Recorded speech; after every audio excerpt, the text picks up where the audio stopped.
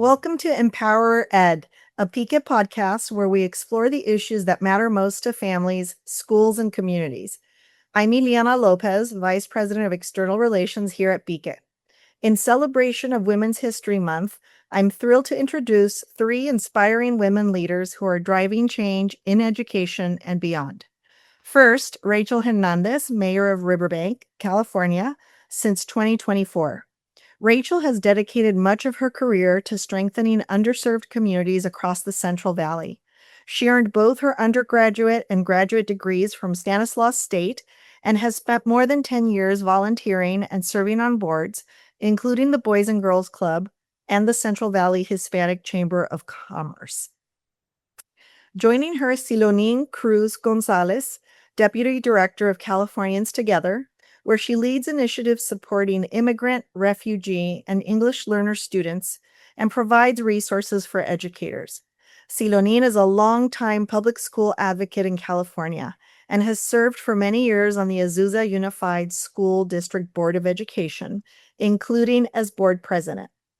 And last but not least, Gabriella Barbosa, Senior Portfolio Manager at the Ballmer Group, leads initiatives to improve K-12 education and equity in Los Angeles.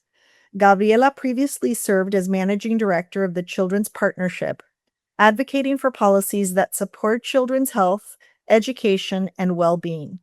With a background as a public interest attorney and educator, she combines legal, teaching, and philanthropic experience to advance opportunities for underserved students. Thank you all so much for being here. It's great to be here. Thank you, Ileana. Great, Gabriella.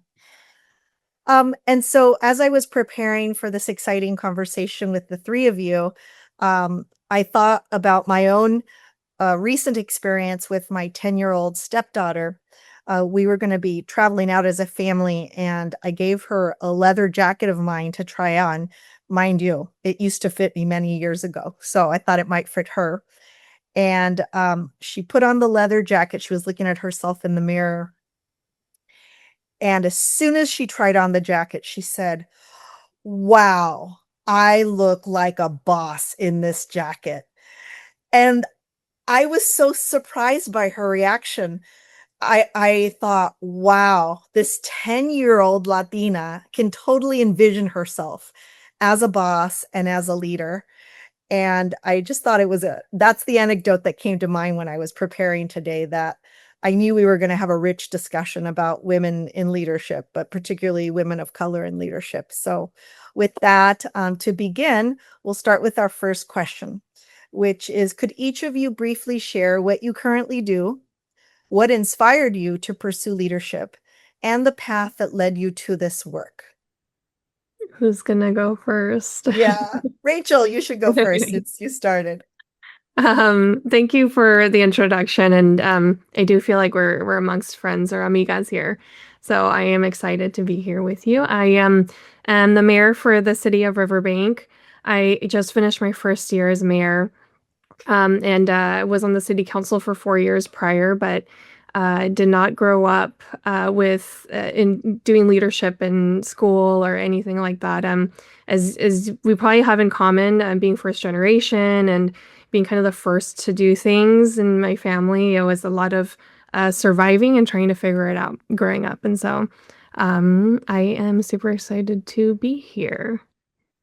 I can go next. This is Xilonin.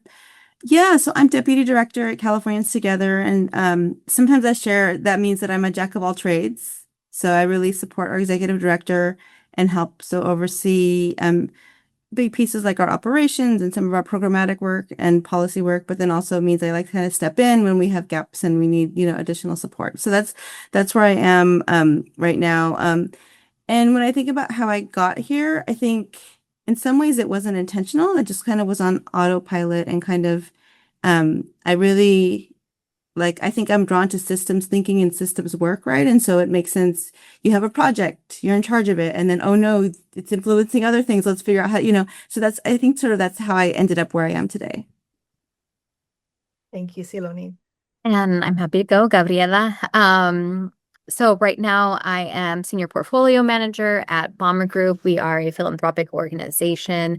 I specifically lead our K through 12 investments that are really meant to strengthen education systems as a pathway to economic mobility and increase opportunity for students and families. So that education really lives up to being the great equalizer of our society. The way that I got here is really not a straight line, not linear. Like Rachel mentioned, I'm also the first of my family to be born in the United States. And I would say that my journey really began with my mother, who was the person who crossed the border in my family seeking more opportunity for herself and for her future children. And I'd say a common theme growing up with her, she's a super strong, incredible woman, taught herself English, figured out how to navigate systems to improve her life and improve our lives. And navigating systems was always something that we were doing. And it's really a strength that I learned through her and then took with me as I navigated the college system for the first time in the United States, and then ultimately went to law school and became the first attorney of my family. And really just developed the sense of doing what I could and can possibly do to make our systems more fair, create more opportunity for children and families, particularly those furthest away from opportunity, and just help people as much as I can. Great, thank you. Thanks, everyone. And I think that something that we all have in common, well, most of us have in common when we are first gen, is that we don't know what that linear trajectory looks like, that we kind of, have to figure it out and pivot along the way. But I think that when you're driven to service, it doesn't matter what your trajectory is. I think that that takes a special type of personality is to really be a public servant or committed to serving communities. So thank you, ladies. That takes us to our next question, which is when you think about women in leadership today, what do you believe women uniquely bring to leadership spaces, especially the spaces that you are all in? I can start, and I think maybe we may go back and forth because I think some things that you say may spark some thoughts. I think that when I see women in leadership, I see them bringing, and I see different spaces, right, with different leaders. I see humility, I see empathy, I see compassion, and very often that changes the culture of the organization or the whatever group setting it is. Really valuable. I think about, like, if you think about like a big example, I think about in COVID responses, people hold up New Zealand as like a model for responses, right? And part of that is because, I think in big part because they had a woman leading the country, right? And really that drove the kind of responses they chose to take when it came to COVID. I'll stop there and see if anybody, if anyone else wants to jump in. I agree, Xilonin. Building off of your example and your answer, I really feel like women bring this perspective around care for the collective as opposed for the individual. Those characteristics you mentioned around compassion and care, I think, is really something uniquely that women bring, and I've seen it across the organizations I've worked with and coalitions. Is women always seem to care about every single person that's in the room and always seem to notice when somebody hasn't spoken up, trying to make sure that everybody's voice is heard, giving space for everyone if they wanted to speak. And that's always something that has stood out to me, seeing women in other leadership roles.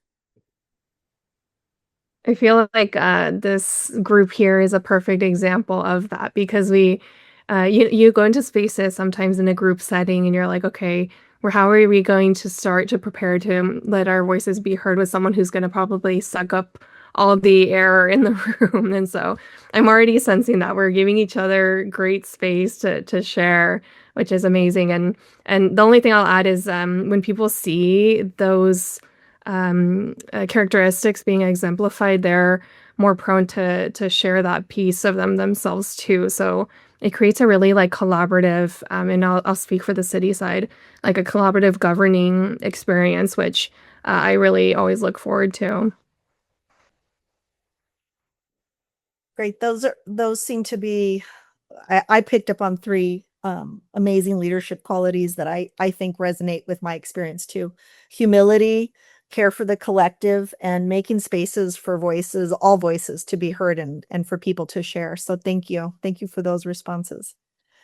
The next question is that many women leaders speak about overcoming barriers along the way. What challenges have shaped your leadership journey, and what helped you move through them? I'm happy to start. I think, one thing that has stood out to me, especially more recently, is I think we are often playing defense. And it's so important, right? Because marginalized communities continue being attacked. And so the defensive work is so incredibly important. But I find myself in spaces and in the past wanting to do more visioning work, play more of the offensive work, which I think is so important as well. Really trying to build the society, the systems that we want to see. And sometimes it feels like constantly having to play defense is setting us back and really trying to see these visions and build these visions of what we think a society that really values everyone, that creates opportunity for all children and families can actually be and look like. And I think one of the ways to overcome that challenge is, for example, like in philanthropy, I think it's important for philanthropy to fund organizations in the way that they need the funding for, really lean on leaders and organizations to tell philanthropy what they need, but then also give space and continue to support work that does continue with the offensive plays, the visioning, the creating the world that we want to see. And I actually think Xilonin, if I can call you out because you have the background, but I think the Multilingual Education for All campaign is a really wonderful example of this offensive visioning work and coalition that I'm talking about.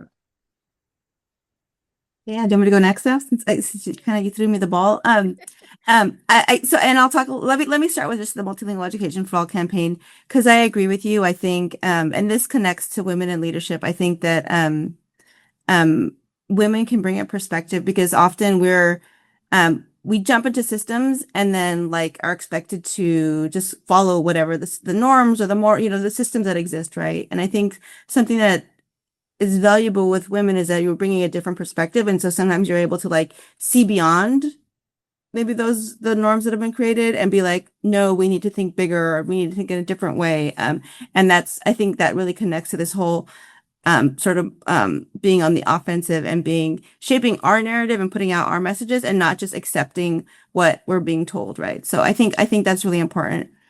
What I was going to talk about is actually, I feel like I got elected to school board at a very young age. I was 26, right? And so really, what the biggest impact I felt was more ageism, right? It was very much like I was the youngest one in the room, right? And so like I was met with a lot of suspicion, like, what are your motivations? Why are you here? A lot of dismissiveness because, oh, you don't know what you're talking, you're so young. And so I think for me, but as women, we face those same issues as well, right? And so I think for me, I think what helped me is really around just learning the systems that I was in, really, really going deep and understanding. It was school board, understanding governance, relationships.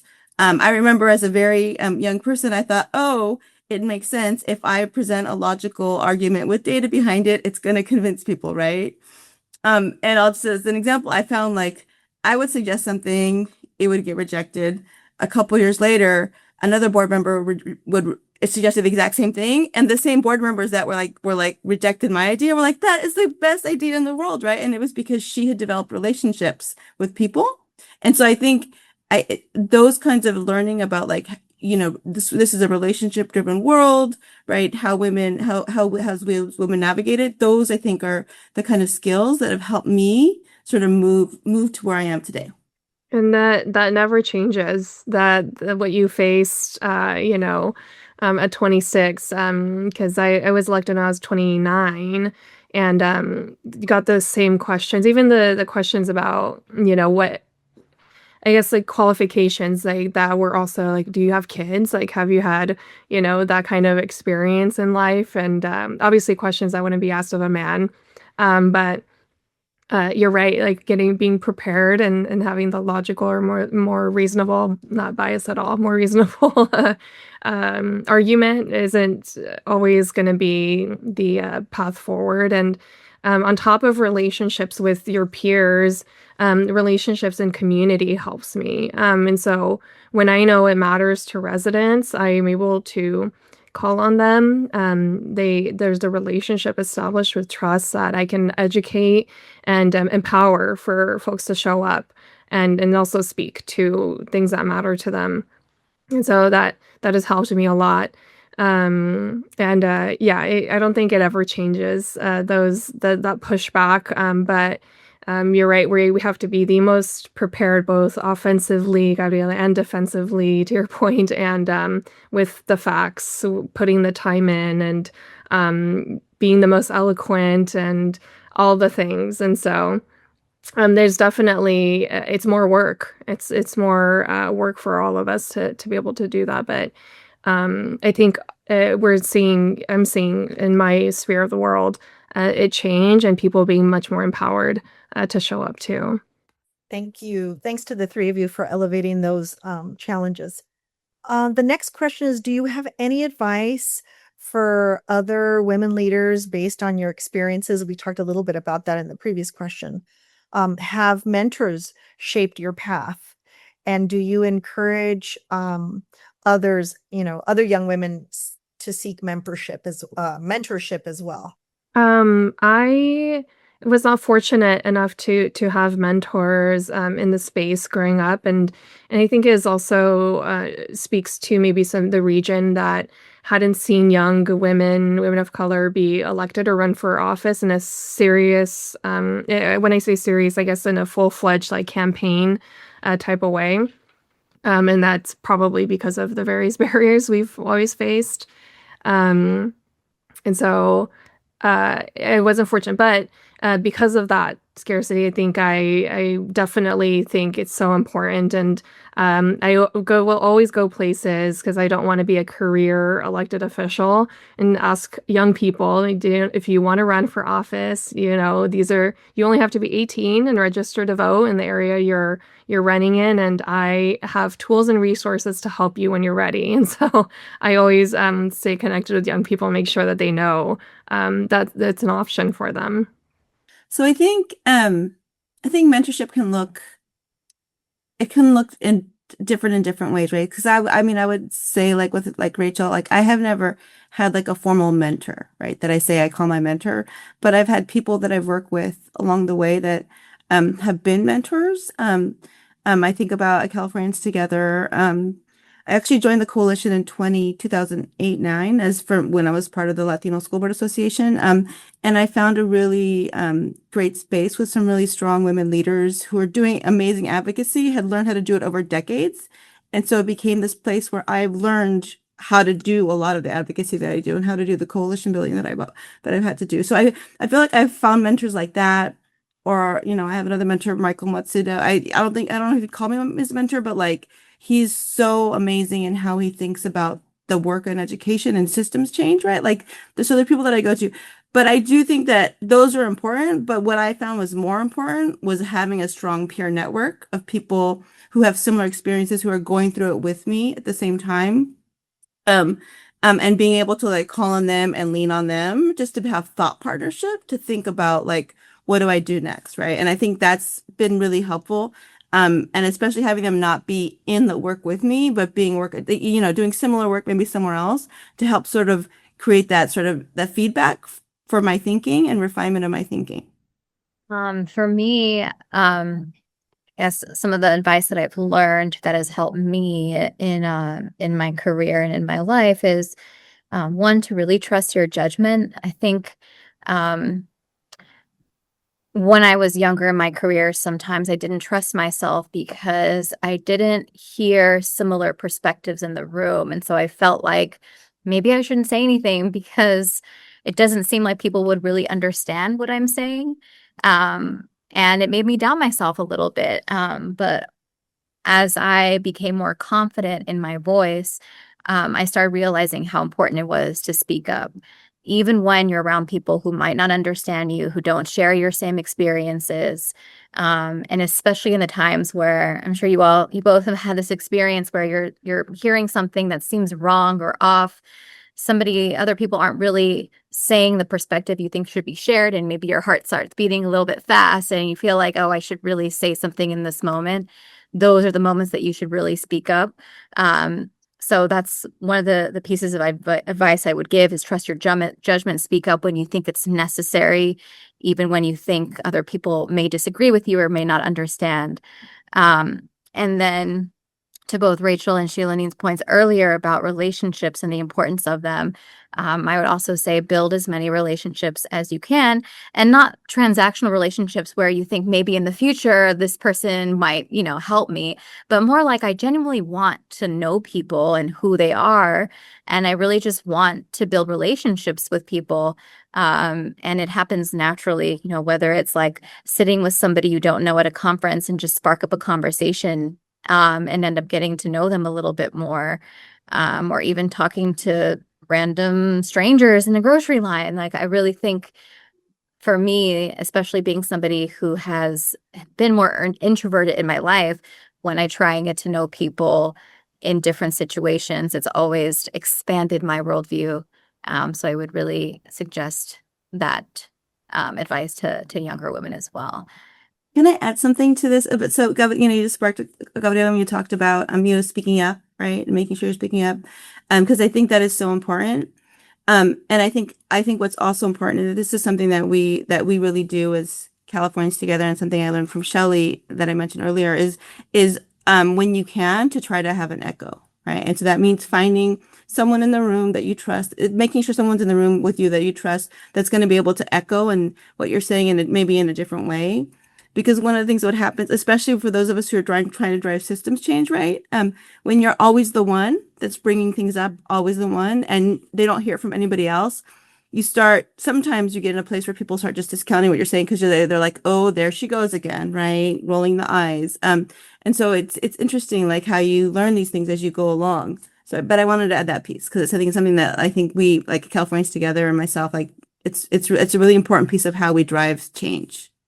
And I will say too, that being introverted has become my superpower. And so I'm glad you brought that up, Gabriella, because it has allowed me to my instinct is to sit back and to listen to folks, which has served me well in my capacity. Thank you, everyone. Okay, next question. Why does representation and leadership matter, especially for women and girls who are listening? I think representation and leadership matters because it's really important to have as many different perspectives and experiences in the room. I think that gets us to a better place overall, whether it's identifying in advocacy issues, identifying solutions, then growing huge coalitions. When you have multiple perspectives, you just learn so much more. The conversation is so much richer than it would be if it was just the same people talking about the same experiences that they've had. Now, I'm going to add that you've both mentioned systems, and I mean, those systems have been built by certain voices. And so I feel like we're at the point now, especially where having the representation, exactly to your point, Gabriella, is important to try and find some balance and new ways of doing things. And I would just add, I think to Rachel, what you talked about earlier about like really grounding your work in community, right? I think that's why it's so important to have women, especially women of color, in leadership positions, right? Because I feel like to disrupt, and really structural racism that's been multi-generational in our American systems, right? We need to have people that are in positions of power that have understood how those systems have impacted them, and how they actually don't align with many of the cultures that we come from, right? And how when we talk about our more community based, or like, I'm losing the words, but how we really have strong social networks, especially in our Latino communities, African American, Asian families, right? And how those things, thinking about like a great example would be like, I, with my son, still live with my family, and that's because we're a family unit. With my parents, right? We're a family unit. Whereas, like, the traditional parent, you move out and you live on your own. Those are things that's kind of break apart our families. And women, especially women of color, can bring those perspectives when they're in leadership positions. Thank you, ladies.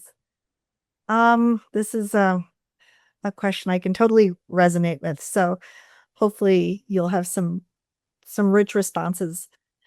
Leadership can sometimes feel isolating. What has helped you stay grounded and motivated while doing this work? You can go first. So my current leadership can feel very, very isolating and very lonely. My executive director, Martha Hernandez, says that leadership is sometimes a very lonely place, right? And so I think about two things that ground me, and that one is really trying to be connected to the great work that our team is doing, right? And being supportive of them, giving them the support they need to be successful, but also not also giving them the space to lead and innovate and take charge. I think that's been that to me is very motivating, or very make sort of makes me feel connected to the work. But I think the other piece is something I already mentioned, and that is really building out a network of peers, right? And that network looks different now that I'm in a leadership position at a nonprofit. But really, that's really where I have found community, is finding other women that are executive directors, in leadership positions at other nonprofits. And because some people have told me, because I'm out a lot, that they're like, it feels like everyone knows you, but no one knows you at the same time. And that is part of that kind of loneliness. But every time I go out to visit a school or visit young people, that's the most exciting and grounding, because even the I'm lost for words too. When kids are like looking for the mayor, once the mayor is introduced, and they don't see what maybe they typically would recognize as a mayor, they're like, "Oh my gosh, the mayor's a girl!" And that just happened a few days ago, and that's always exciting, I guess, to be able to break stereotypes and stigmas, and hopefully, not being the first anymore, when you're encouraging others to do the same stuff. I really feel the same way, Rachel. I think like even in law school, there weren't very many Latinas in my law school class. So something that kept me motivated, that was probably the time in my life where I felt the most isolated.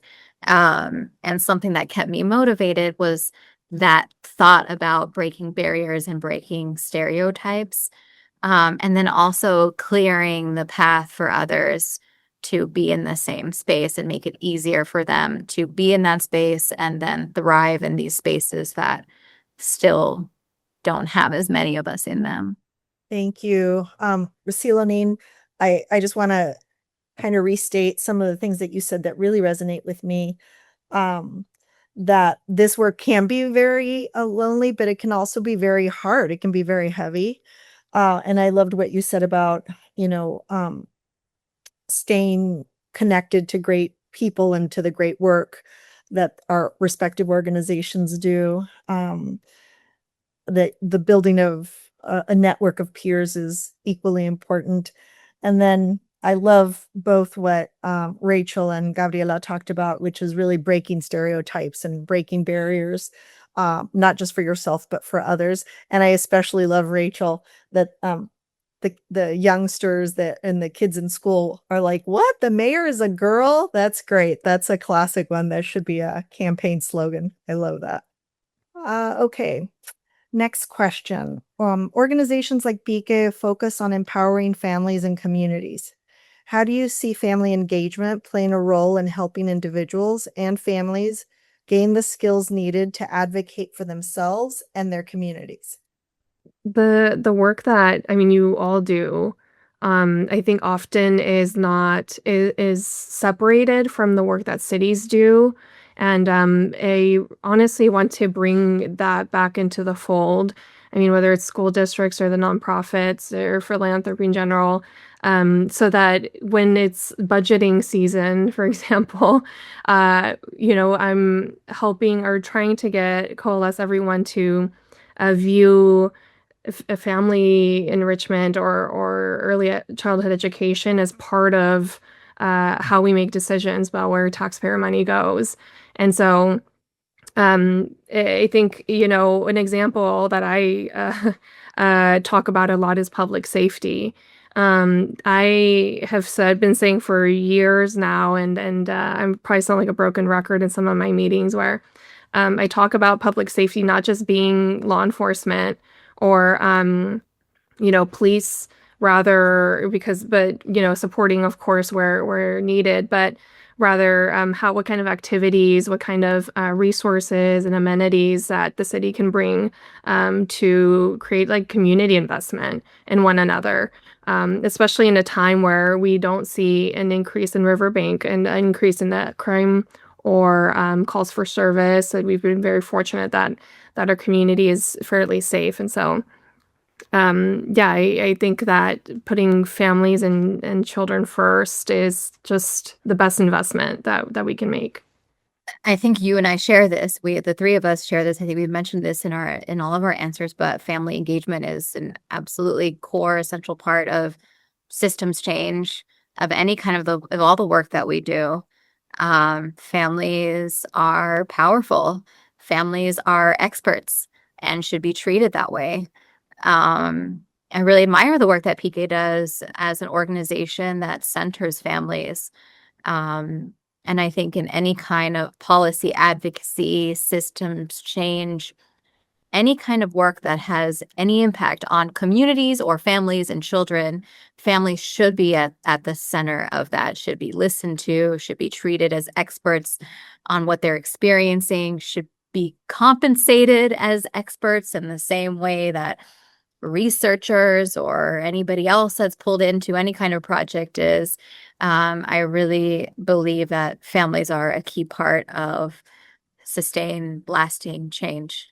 And I agree too. And I think about it in the context of our education system. I think often we think about, especially immigrant families come into our system and don't realize how much of an advocate families have to be for their child, right? And so PIQE has played a really important role over the last couple of decades, really giving parents those tools to understand that role.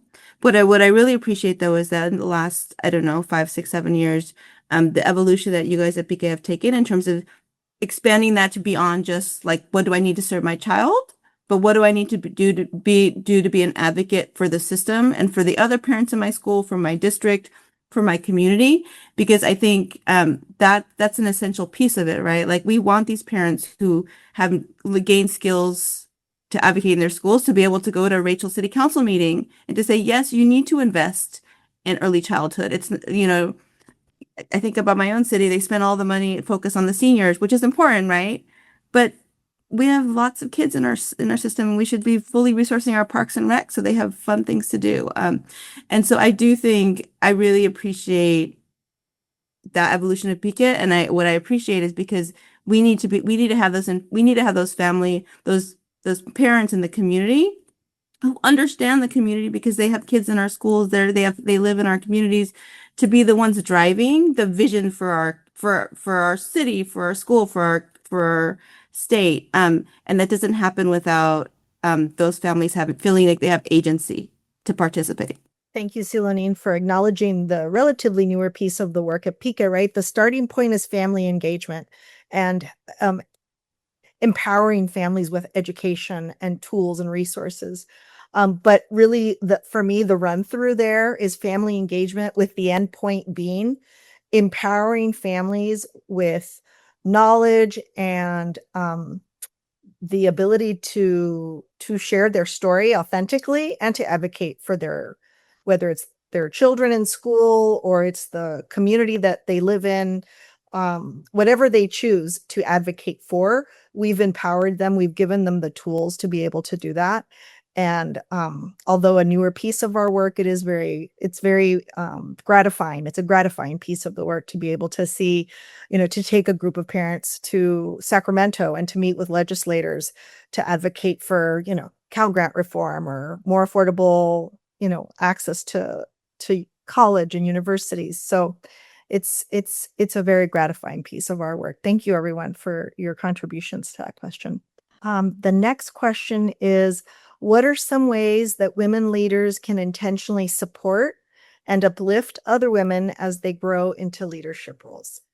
I'll go first. I think, and I'll say I've seen both things happen where women are very supportive and sort of bringing people up. And I've seen other places where sometimes women, and it's not, I mean, this is how you break stereotypes, where it's like, I had to fight to where I am. You have to do your own fight, right? So I've seen both of those, right?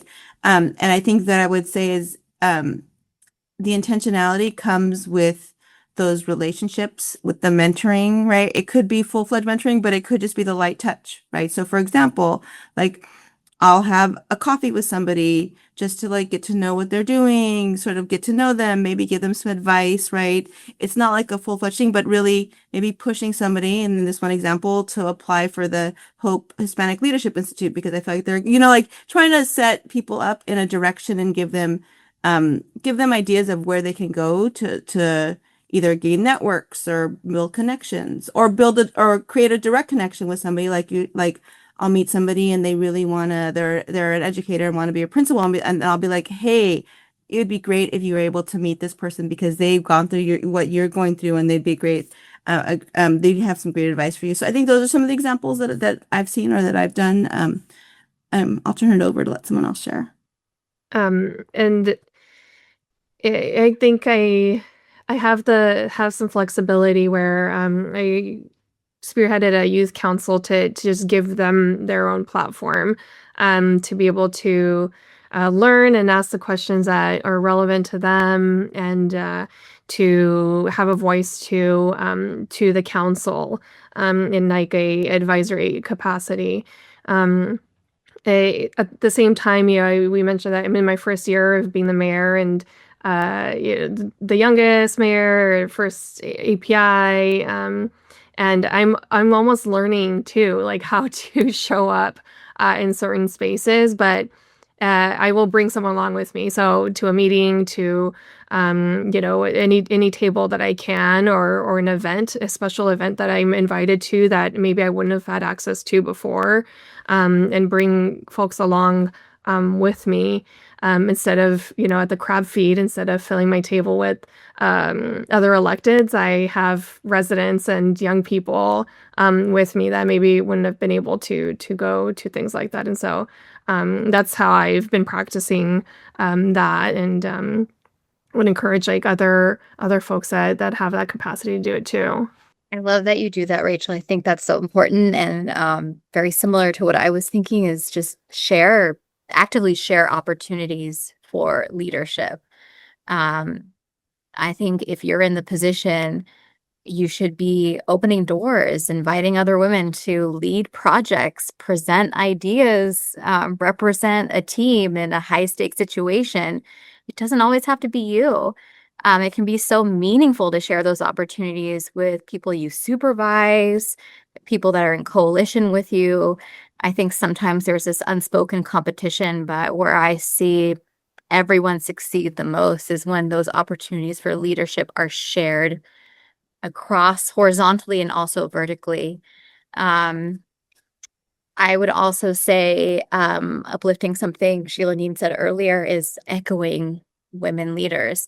Even if you're not in the same organization together or in coalition, even if you don't even know that person, if you're in a room and you agree with something somebody says, echo it.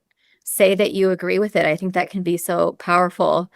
Something else I would suggest is nominate people for awards. Again, you don't have to know them, but getting an award for something can be so meaningful, give somebody a lot of confidence. And I think it can be so powerful when you nominate a stranger, somebody that you just look up to. I mean, you don't even need to tell them that you nominated them for it, But I would say, nominate the award for somebody for award, and also just constantly give credit where it's due. And speak up around other people's successes and where you see somebody succeeding in the different spaces that you're in. Can I add something to that? I think a lot of women feel imposter syndrome. A lot of women of color, especially, feel imposter syndrome, and you're getting a lot of elected official anecdotes because I'm former elected and Rachel's elected. But I still do. I'm always encouraging women to run for school board. Right, I'm always encouraging people to run for school board. And I've noticed, and I'm stereotyping. This is not the uniform, but I notice often, like with women, when I ask them, they'll always say like, oh no, I'm not ready, I need a couple more years, I need to finish, I need a degree, I need this information, that information. And the reality is, and I get that less often from men, and the reality is, like, a school board is actually a very community based elected position. You don't have to have the background knowledge. What you need to do is have a connection to your community, right? And so I always try to push back on these women and think like, no, you don't need to. You can be in that position. You can learn those things, but you already have the skills you need to be in those positions. And too often, we as women will say, well, no, not yet. And I'm guilty of this too. I'm not ready yet. When the reality is most of us are ready. Yeah, I agree with you, Xilonin. I think imposter syndrome is very real. And I try and share those stories or my own experiences with even members on my own team when I hear them talk about imposter syndrome, because I don't want them to think that it's just them experiencing it, but rather I continue to experience it even so late into my career. But some of the other things that were elevated, I really appreciate. It is really important to share leadership experiences and opportunities with everyone on your team and within your organization, even outside of your own organization.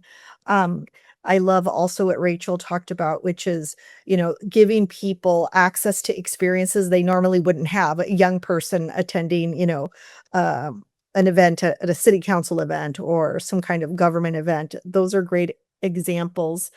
Um, and the nominating folks for awards is also very powerful, especially if it's done anonymously. There's no hidden agenda there, right? So those are all excellent suggestions. Thank you so much. And then I believe we're at our last question. As you look toward the future, what gives you hope about the next generation of women leaders and the impact they will have on our communities? I think when I look and see some of our young leaders, and I think this goes back to Ileana, what you said when you started us talking about your stepdaughter saying like, I could, this makes me the boss, right? Like, I think, maybe in past generations that wouldn't be the first think, right? Like, or thought, like people are like being told you should be the secretary, right? And so I think young women today, like, I hope and believe that they believe that they should have a seat at the table, and they deserve that seat at the table. And I think, yeah, I'll leave it there. But I do see some of those generational shifts, and I'm really happy about those. Yeah, I also loved that story that you shared, Ileana. Because I don't think I would have said something like that at that age. And it's just such a powerful thing to say, and it's just I'm like thinking about it now, and I want to protect that feeling with her as much as possible, because it is still not easy to be a woman in our society and be a leader in our society. But what gives me hope is that kind of confidence that young women have at a young age, and that there are older women like us on this call who are protecting that and who want to steward the younger generation to become their own leaders. And I just think the younger generation is so creative, very vocal about what they want, what they think is needed. And it's just really inspiring to see. I almost don't want to add anything because that was perfect what you both said. And I guess I'll use myself as an example. People still say, "Oh, she's a rising star. She's up and coming," and I'm like, "Oh my gosh! Like, at what point am I gonna be, already here?" And so I'm often careful, when I say that with especially young women. it goes back to everything we talked about. Like they are qualified, they have their life experience that is needed, and then I do see young women and young people show up with this confidence that I is still working on, and so that gives me a lot of hope, and just the willingness to raise their hand and be a part of something, especially in from what I've seen, has been exciting. You've all shared things that I see in younger women that really inspire and motivate me. How hopeful they are, their confidence, how vocal they are about what they want and don't want. And I have to say her name because she'll probably listen to the podcast. I too was inspired by Julieta is my stepdaughter's name, by her reaction that day in the mirror, because that wouldn't have been my reaction at 10. To your point, Gabby, I think it probably would have been something very different. Not, oh, I look like a boss. So it is very inspiring to me that that's the generation of young women that will be our future leaders. So thank you. I want to thank each of you for taking time from your very busy schedules to join us today. It's truly inspiring to hear how you're making a real difference in your communities and for our communities across California and beyond. And I'm sure many young women will be motivated by this conversation. To our listeners, thank you for turning in to Empower Ed, a PIQE podcast. We hope this discussion encourages you to explore ways to support leadership, equity, and opportunity in your own communities. Until next time, keep empowering education and making a difference. Thank you, everyone.